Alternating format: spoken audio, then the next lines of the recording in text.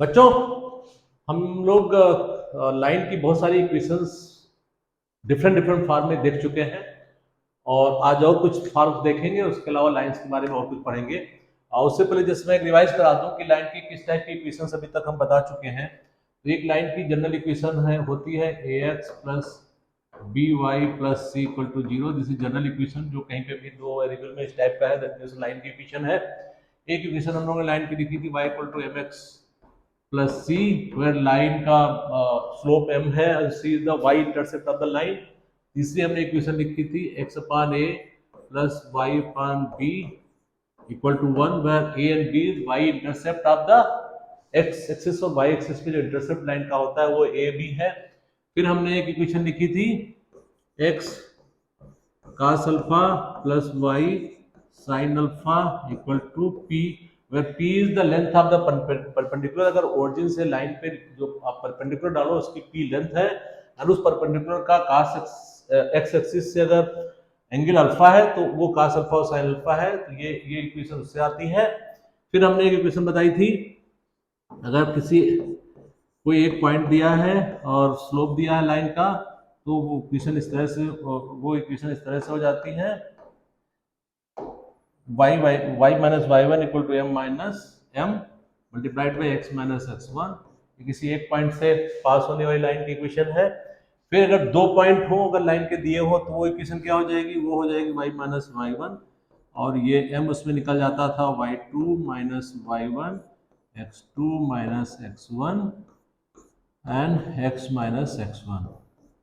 तो ये तो खैर जनरल सी है, 1 2 3 4 5 ये इक्वेशंस के जो फॉर्म है आपको बेसिकली मेमोराइज कर लेना चाहिए क्योंकि इसी से क्वेश्चन लगते हैं।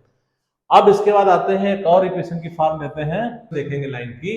वो लाइन की इक्वेशन का फॉर्म ये है कि जैसे अगर ये x एक्सिस है, ये y एक्सिस है और ये दिया हुआ है कोई लाइन है जो x एक्सिस से अल्फा एंगल बनाती है और इसका एक पॉइंट भी दिया है, वो x1 y1 पॉइंट दिया हुआ है।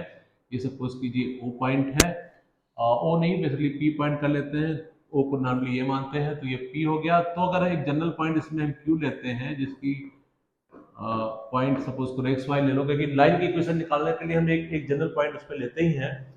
तो डिस्टेंस फॉर्म में बेसिकली एक इक्वेशन होती है, निकालना होता है। तो अगर ये डिस्टेंस P और Q के बीच में अगर R डिस्टेंस हो तो इसकी इक्वेशन क्या होगी।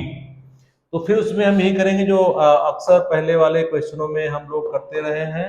हम क्या करेंगे कि एक ये यहाँ से ऐसे ड्रा करेंगे परपेंडिकुलर, एक यहाँ से ड्रा करेंगे, एक यहाँ से ड्रा करेंगे। अब ये क्या हो जाएगा, ये लेंथ क्या हो गई इतनी, ये लेंथ हो गई y, ये पूरा यहाँ से लेके y है, यहाँ से लेके y1 है, तो ये माइनस y1 हो गई और ये डिस्टेंस क्या हो गई, ये हो गई x माइनस x1। ये अल्फा है, this is alpha, also alpha.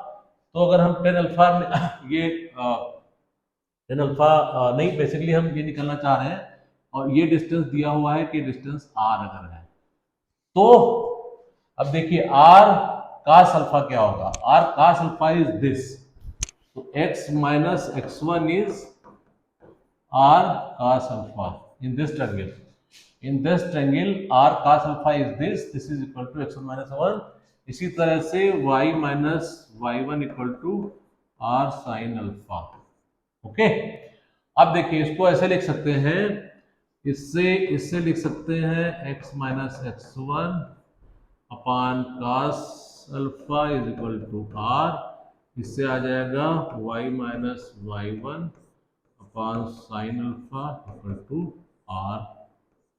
तो बेसिकली इसको ऐसे लिख सकते हैं, ये equation x minus x1 upon cos alpha equal to y minus y1 upon sin alpha equal to r, where r is क्या है, r इज कोई भी एक जनरल पॉइंट है जिसकी डिस्टेंस x1 y1 से r है। तो एक ये इक्वेशन आ गई। इसका यूज वहां पे आता है कि अगर ये पता हो कि लाइन पे किसी पॉइंट लाइन पे x1 y1 पॉइंट है, उससे r डिस्टेंस पे अगर पॉइंट का कोऑर्डिनेट निकालना हो तो कैसे निकाल सकते हैं, इससे निकाल सकते हैं। कैसे निकाल सकते हैं, इससे निकाल सकते हैं। इससे कैसे निकाल सकते हैं, अगर इसको इस वाले पार्ट से लिखना चाहे तो x की वैल्यू क्या हो जाती है, x की value is x1 plus r cos alpha और इससे क्या हो जाती है, y की वैल्यू हो जाती है y1 plus r sine alpha. तो x1 से r डिस्टेंस पे किसी पॉइंट का कोऑर्डिनेट x कोऑर्डिनेट ये होगा, y1 से r डिस्टेंस पे किसी का y कोऑर्डिनेट ये होगा। ये तो क्या होगा, इस तरफ है, राइट साइड में है। और इसी तरह r इधर भी हो सकता है ना, इधर भी हो सकता है। तो एक दूसरा कोऑर्डिनेट भी होगा जहां पे x1 minus r cos alpha भी हो सकता है। एंड y क्या हो जाएगा, y हो जाएगा y1 minus r sine alpha. एक तो प्लस का अल्फा हो जाएगा उस तरफ का पॉइंट, और ये माइनस अगर कंसीडर करोगे, r को माइनस कर लोगे तो ये पॉइंट एक यहाँ पे कहीं आ गया। तो किसी भी पॉइंट से r डिस्टेंस पे दो पॉइंट होंगे, एक आगे की तरफ होगा एक पीछे की तरफ होगा, दोनों पॉइंट इस तरह से कैलकुलेट किए जा सकते हैं। तो this is also very important concept. अब आते हैं, इतना जानने के बाद बेसिकली जो ये जनरल इक्वेशन थी लाइन की, that is a x plus b y plus c equal to 0। इस लाइन को आप देखिए, जितनी भी हमने लाइन की इक्वेशन बताई उस फॉर्म में कन्वर्ट किया जा सकता है। दो तीन तरह से हम कन्वर्ट करके आपको बताते हैं, देखिए कैसे कन्वर्ट हो रहा है। अब देखिए, एक फॉर्म तो इसको हो सकता है, अगर हम ऐसे लिख दें b y equal to minus a x minus c, इधर ले गया, y equal to minus a upon b से डिवाइड कर दिया पूरी इक्वेशन को, तो ये हो गया। ये किस फॉर्म की इक्वेशन हो गई, ये हो गई y equal to m x plus c form की इक्वेशन। मतलब इस इक्वेशन को भी इस फॉर्म में लिख सकते हो, this is m and this is constant c, मतलब some another constant, this format में कर सकते हैं। एंड इसी को अगर हम ऐसे लिखें a x plus b y equal to minus c, फिर माइनस सी से पूरी इक्वेशन को डिवाइड कर दें, तो ये हो जाएगा a x minus c plus b y minus c equal to 1। And फिर इसको कैसे लिख सकते हैं, इसको लिख सकते हैं x upon c divided by minus c plus y upon minus c divided by b equal to 1, ऐसे लिख सकते हैं। तो ये इक्वेशन का कौन सा फॉर्मेट आ गया, ये आ गया इंटरसेप्शन वाला फॉर्मेट, जो इस टाइप की इक्वेशन होती है। एक्स एक्सिस पे एक इंटरसेप्ट है, वाई एक्सिस पे एक इंटरसेप्ट है, तो इक्वेशन क्या होगी इसमें, ये एक्स एक्सिस का इंटरसेप्ट हो गया, एक वाई एक्सिस का इंटरसेप्ट हो गया, तो देखो इस फॉर्म में भी इक्वेशन आ गई। इसी तरह और दूसरी फॉर्म में भी इस इक्वेशन को कन्वर्ट कर सकते हो, जनरल फॉर्म की इक्वेशन को इस फॉर्म में कन्वर्ट कर सकते हो, इससे रिलेटेड भी आपको क्वेश्चंस मिलेंगे। तो यहां तक आ गया बात। अब आते हैं कुछ नया सीखते हैं। तो लाइन की इक्वेशंस के बारे में हमने बताया आपको। अब आता है कॉन्सेप्ट, कई बार होता है कि दो लाइन की इक्वेशन दी है और ये बताना है कि दो लाइन किस जगह पे, क्योंकि दो लाइन तो अक्सर कहीं ना कहीं या तो दो लाइन पैरेलल होंगी, ऐसे पैरेलल वाली होंगी, या दो लाइन इस तरह से एक दूसरे को काटेंगी। ठीक है, पैरेलल लाइन कब होंगी, ये देखिए पैरेलल लाइन कब होंगी, तो आप अगर दोनों लाइन को इस तरह से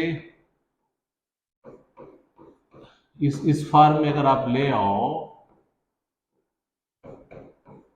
तो क्या होगा, ये अगर ये स्लोप दोनों का बराबर है तो लाइन पैरेलल हो जाएंगी।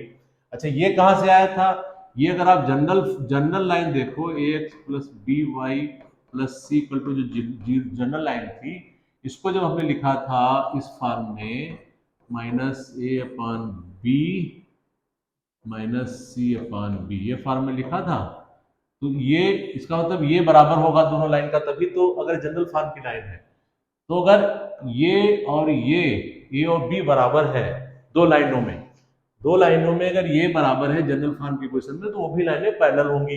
अदरवाइज आप इस तरह से हम निकाल लीजिए तो भी दोनों जो स्लोप है बराबर होंगे, तो वो भी पैरेलल लाइन होंगी। सिंपल कोफिशिएंट से भी आप पता लगा सकते हो कि दोनों लाइनें पैरेलल है। ये तो हो गया लाइन पैरेलल लाइन का कॉन्सेप्ट। और अगर लाइन पैरेलल नहीं है तो कहीं ना कहीं इंटरसेक्ट करेंगी।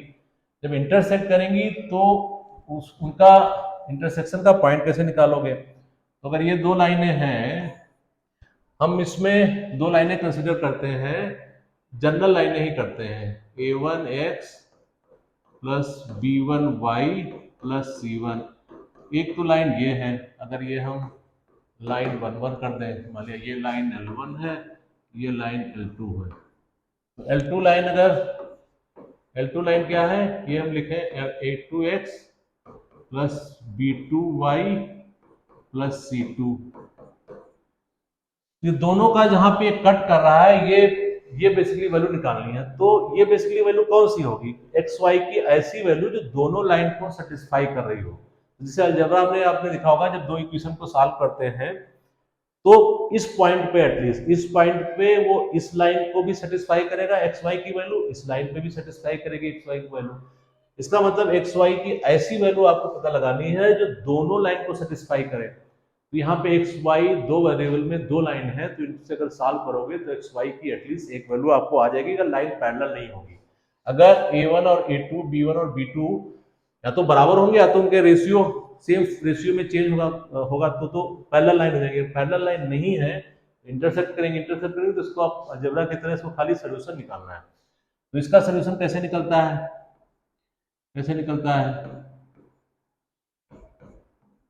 अलजेब्रा में कैसे करते थे, इसमें ये हो जाएगा B1C2 माइनस C1 B2, ये एक तरीका होता था ना सॉल्व करने का। एंड y में क्या हो जाएगा, C1 B2 माइनस B1 नहीं B1 C1 B2, and y में हो जाएगा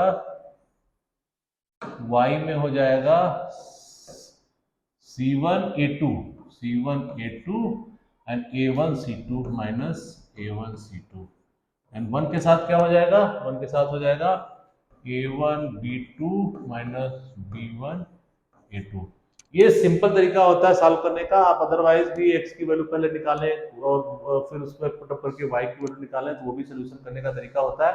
पर ये अलजेब्रा का पार्ट है, आप ये तरीका भी उसमें लिखा होगा, बुक्स को पलट के देखिए अगर नहीं आता है। तो ये बड़ा सिंपल फॉर्म में इस इक्वेशन को सॉल्व कर लिया। इससे x की वैल्यू क्या आ गई, x की वैल्यू आ जाएगी B1 C2 minus C1 B2, B1 C2 और ये divided by A1 B2 minus B1 A2। ये तो x की वैल्यू आ गई, इससे y की वैल्यू जाएगी, इतने से y की वैल्यू आ जाएगी, C1 A2 minus A1 C2 divided by A1 B2 minus B1 A2। ठीक है, ये तो हो गया दो लाइन का इंटरसेक्शन का, ये सोल्यूशन आपने निकाल लिया कि दो लाइनें अगर कहीं पे इंटरसेक्ट कर रही हैं तो उनका सोल्यूशन क्या होगा। इसका इस तरह से बेसिकली अलजेब्रा एक इक्वेशन है, आपको सॉल्व करना है। आपको ये इक्वेशन याद रहे या ना रहे, आपको सिंपल अलजेब्रा से भी सॉल्व करके आप निकाल सकते हो। ये मैं इसलिए डेवलप कर रहा हूँ कि अभी हम थर्ड स्टेप पे आ रहे हैं, जो थोड़ा आराम से याद किया जा सकता है। उसको कैसे करेंगे, ये तो हो गया दो लाइन का इंटरसेक्शन। अब अगर हम कहें कि आप ये प्रूफ करो कि एक और लाइन L3 है, जो क्या है A3x B3y plus C3 equal to 0 है। तो एक लाइन और हो गई यहाँ पे ऐसे, ये L3 हो गई। अब अगर कोई ये कहे कि हम ये प्रूफ करना है कि ये तीनों लाइन कॉन्करेंट है, तो ये प्रूफ क्या करना है, L1 L2 and L3 are concurrent lines. Concurrent lines का मतलब क्या होता है कि तीनों लाइन कहीं ना कहीं किसी एक पॉइंट पे मिल रही हैं। जैसे इस तरह की लाइन है, तो इसमें क्या होगा, सिंपल तरीका है, L1 और L2 का जहां पे मिल रही है उसकी आपने वैल्यू निकाल ली। क्या निकाली, x की वैल्यू निकाली, y की वैल्यू निकाली। ये x y की वैल्यू अगर थर्ड लाइन सेटिस्फाई कर दे, थर्ड लाइन पे x y की वैल्यू रखो और वो सेटिस्फाई करते, इसका मतलब वो ये पॉइंट इस लाइन पे भी एग्जिस्ट करता है, इसका मतलब वो कॉन्करेंट हो जाएगी। तो सिंपल इसमें क्या होगा, इसको प्रूव करने के लिए x और y की जो वैल्यू आ गई वो इसमें पुटअप करोगे, इस लाइन पे सेटिस्फाई करना चाहिए। तो बेसिकली इसमें अगर आप लिखोगे ऐसे B1 C2 minus C1 B1 और A1 B2 minus B1 A2, ये तो x की वैल्यू मैंने पुटअप कर दी। एंड अब ये B3y है, तो B3y की वैल्यू ये है, ये होगा C1 A2 A1 C2 A1 B2 minus B1 A2. This plus C3 should be equal to 0.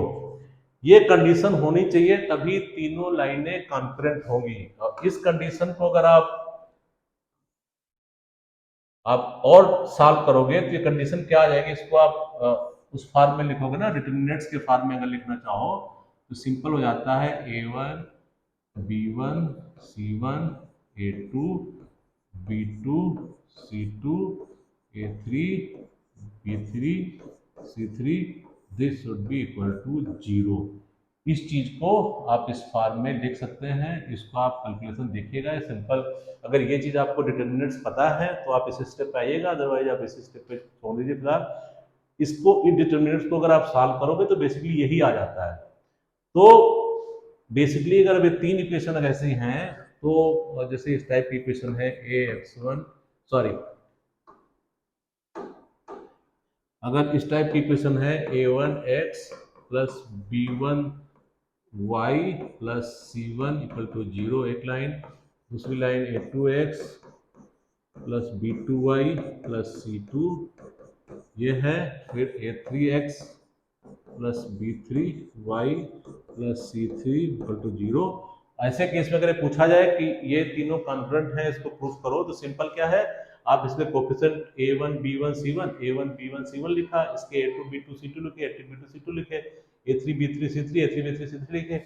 इस डिटरमिनेंट्स की वैल्यू निकालोगे, अगर ये वैल्यू 0 आ जाती है, इसका मतलब सिंपल प्रूफ हो जाएगा कि तीनों लाइनें कॉन्करेंट हैं। आई थिंक अभी इतना समझने की कोशिश कीजिए और इस पर क्वेश्चन भी लगाइएगा। फिर हम नेक्स्ट सेशन में आते हैं, कुछ नया सीखेंगे लाइन के बारे में।